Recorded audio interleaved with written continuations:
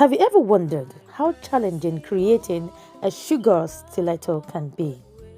Well, I can tell you for a certain that it is equally challenging as it is interesting. So here's a video of how I created this stiletto or sugar stiletto for this particular cake. Hello, greetings to you wherever you're watching me from. I am Oluwakemi Sege. If you're watching me for the first time, you're welcome wholeheartedly to my YouTube channel. And if you're an existing subscriber, I welcome you back. Thank you for tuning back in. This is the space where I depict this creative side of me. Please feel free to share, comment, and of course subscribe if you're not yet subscribed to my channel. Yes, as I said, this is a video of where I created this sugar stiletto. So first of all, I got a pack of or a kit to create some of the parts of the stiletto. One of them is this heel mold. I used 50% of fondant and 50% of gum paste and mixed it together in order for me to have a firm medium to create this stiletto, because this stiletto is intended at the end of it all, before it is used, to be firm and sturdy.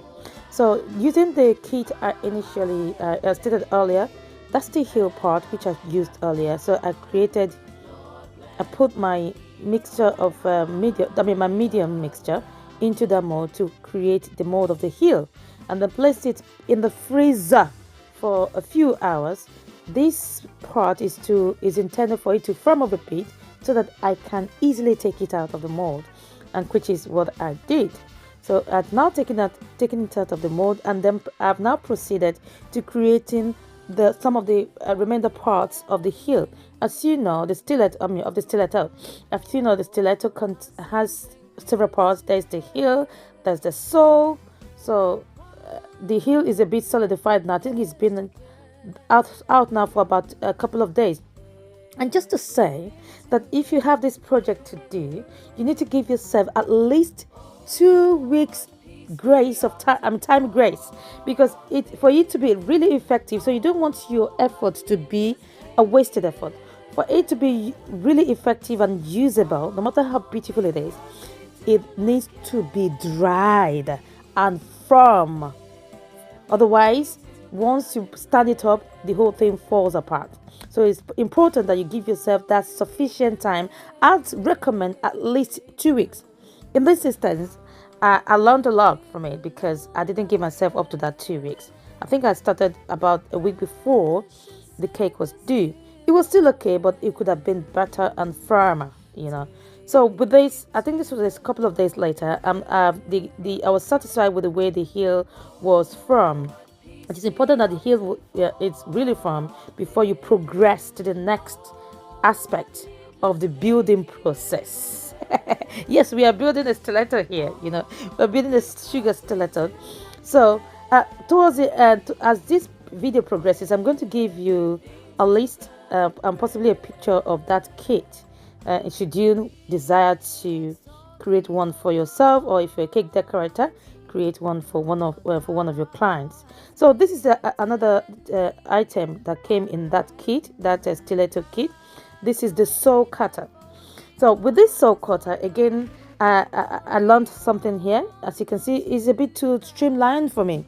I could do it to be more to be different the way I wanted, because I didn't realize at this point that I could bend or maneuver that metal cutter to my desired shape.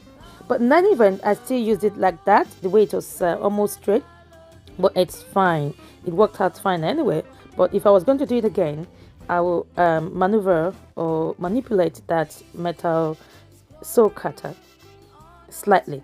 So here, as you can see, I have now proceeded to cut out my sole, and I've placed it on the heel using this acrylic support to ensure everything is stands up, is supported throughout the entire process and the whole drying process. So I've now, as you saw there, I use my stitching tool to do the stitches around the sole. Now I'm proceeding to cutting out the insole. Unfortunately, you can see the insole mold I bought for this purpose, or I purchased for this purpose, was too wide for my sole. So I had to improvise. So I used the same sole steel cutter to cut the sole and then trimmed it slightly by assessing the existing sole. So to make it a slightly smaller so it can be placed into the existing sole to depict the insole. So there it is. I've now placed it in there. Again, as I said, next time I'm going to do it differently. If I had maneuvered my sole cutter, I would have been able to cut out a wider sole and have been able to use that insole mold which I purchased. So I'm using edible glue to put all these together. So again, I've gone in once again with my stitching tool to create stitching lines around the insole. I've then now proceeded, as you can see, to cutting out the hind. Is it called the hind or the heel? I won't say it's the heel. No, yeah, it's the heel actually. Or this, pardon me, excuse me. I think it's the hind, the one that goes behind your heel. That's what I'm cutting out now. So with this one, I'm using two colored fondant. So the one I initially colored for the main shoe, which is the grayish color, and then a light beige. Yes, I cut that out as well to make it a double layer, and then stitch it. So I want, with shoes you have the outer layer and the in layer stitched together. So that's the what I'm going for in this with this process. So I've now used my water as a form of adhesive for both cutout to glue together, and I've then stitched it using my stitching tool. Again, using water, I've applied it onto where I need it to go on, and place the segment on top of it to stay and set. I'm using my my modeling tool to kind of ensure that it is properly placed where I need it to be placed, and that it's not too inward or too outward, that it's streamlined, so to speak, with the whole structure. I have to be very careful here because as you know, the whole thing is not dried yet. It's still drying, although it's sturdy at this moment.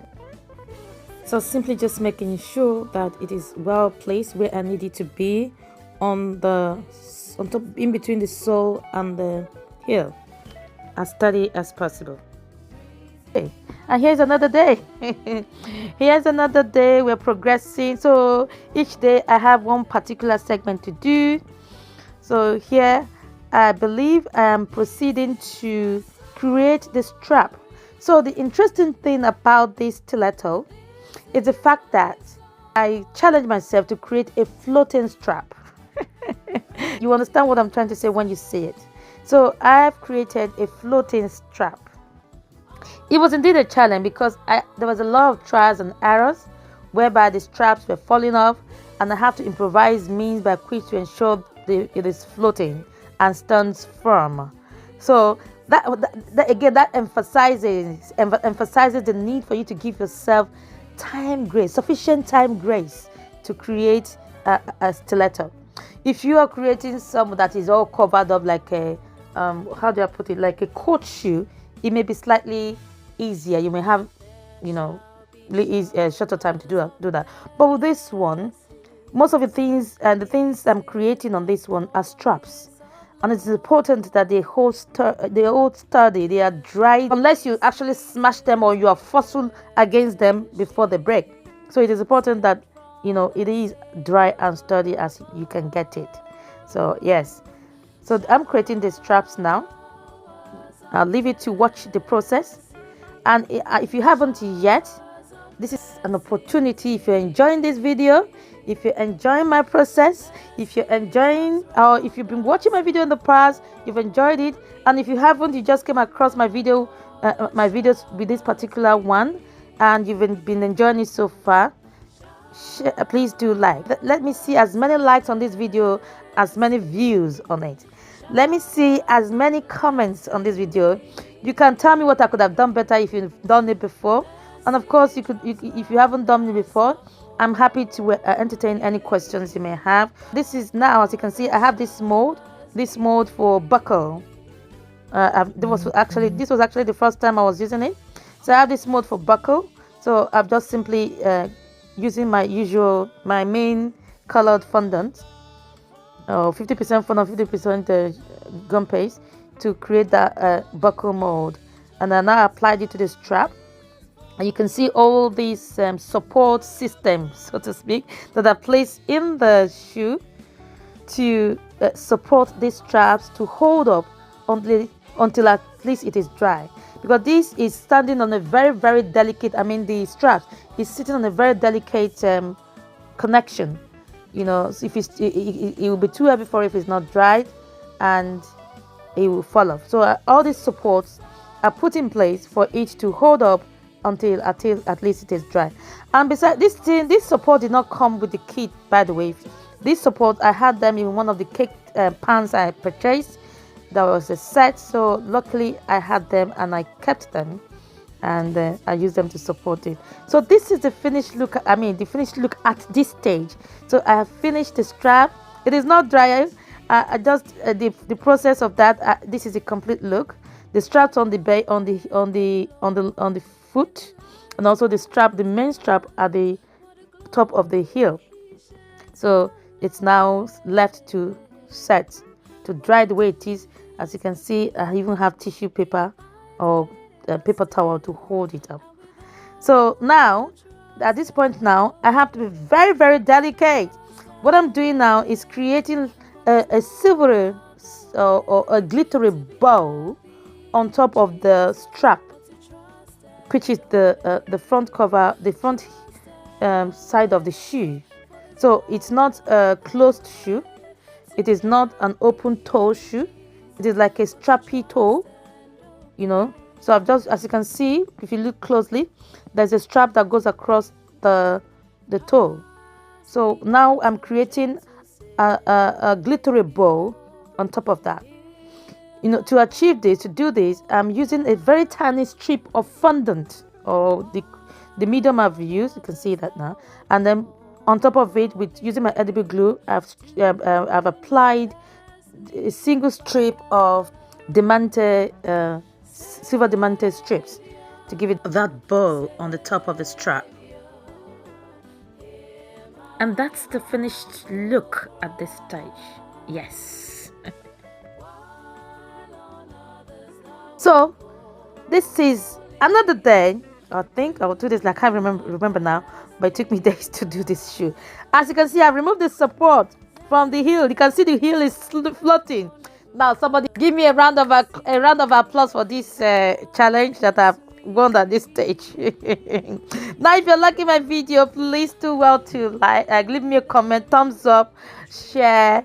And of course, if you're not subscribed already, please do subscribe. I'd appreciate that. It encourages me, of course, and it goes a long way. So that's my not finished look, but it is almost complete at this stage. So now the structures, I would say, the structural bit of the heel is complete at this stage, or the stiletto is complete at this stage. So what I'm going to be doing next is simply the decorative process. Yes, the reason I forgot, I don't think I mentioned it earlier, that the reason why this fondant is this heel is being created in gray is because the heel is silver sandal, so to speak, and that's why I colored it in gray to kind of give it that beige background. Now I'm going to be covering it with edible glitter, shiny edible glitter. Silver one. I'm a silver color, by the way, as you can see. So I'm using edible glue to apply this. So once I brush it on the surface I need it to go, then I simply use that small shovel, small spoon, and pour the glitter on it. It sticks on it, and the whole thing becomes glittery silver. So that's what I'm going to do for the entire area where it is gray. Not on the sole on the inside will be the color it is now, beige. But on this every part that is gray, I am applying edible glue, first of all, as an adhesive for the glitter to sit on once I pour it in, and then proceeding now to applying the glitter itself. So that's the process I'm progressing with now. And I'm not sure I mentioned earlier, that after creating the heel of my stiletto or my sandal, inside it, of course, I applied the beige in the inside of my heel. So you have shoes that will be a different color in the inside of the heel and sole. Like if you have a Louboutin, it will be red, and some of them you have a black shoe, and the inside of the heel will be a beige. So that's the look I was going for. So the inside of the heel I'm holding now is beige, but the outer part of the entire thing, the strappy, beige, the hind. I'm not sure if it's called the hind. I'll correct myself later. The back of the heel, they are all going to be silver. So that's the entire process.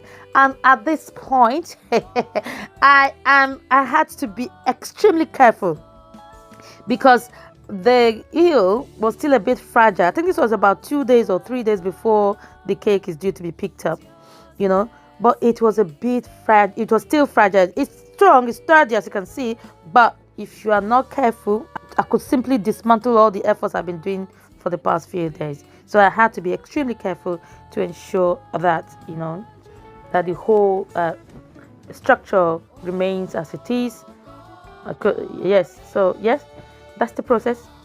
So are you enjoying the video thus far? Let me know in the comment section. Let me know. And I'd love to read your thoughts as well. For all your support in all of my videos, I appreciate, I acknowledge.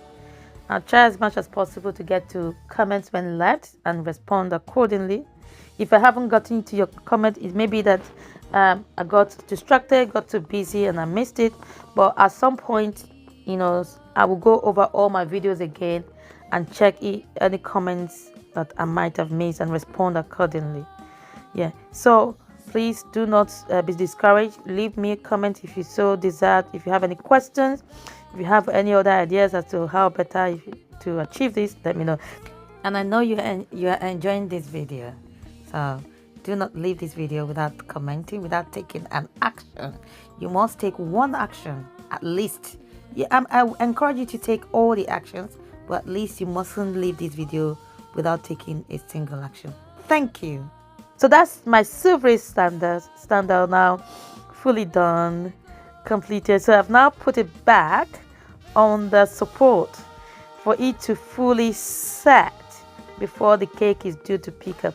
Now, what I'm so proud of, so to speak, as I'm telling you now, is that floating straps.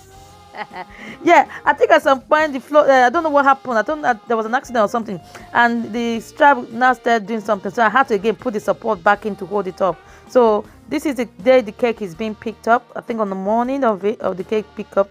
So I left it to go again overnight, and then before I removed that support, and that's the finished cake. The client only wanted a 2-tier cake, simply with the name of the celebrant. Or the initial of the celebrant in front of it, nothing more. And then she just asked me to decorate some glittery stuff. All the silver base straps, and of course the diamond silvery decoration on the bottom tier, they were my own idea. She just simply wanted the white plain cake, but I just, this cake can't just be plain white. Otherwise, I could have done more, but she didn't want more. She wanted the style of the cake to be this stiletto. And can you see that?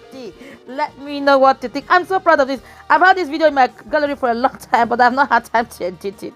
But now I'm glad I'm actually able to do this now. And I hope you enjoyed this process as much as I enjoyed creating it. And of course, as much as I enjoyed doing this voiceover. So that's the cake. I'm glad the cake stood up. So it was important. I explained to the client when they come to pick it, please be careful, don't gonna be driving anyhow, so the cake will not go and fall. So that's the finished cake.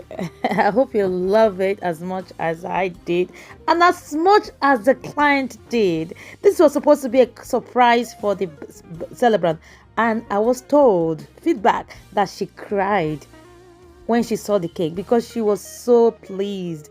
And that's the finished look of the cake. I hope you like it as much as I did. Let me know, as I said earlier, in the comment section. Thank you for watching, and I look forward to seeing you in my next video. Bye.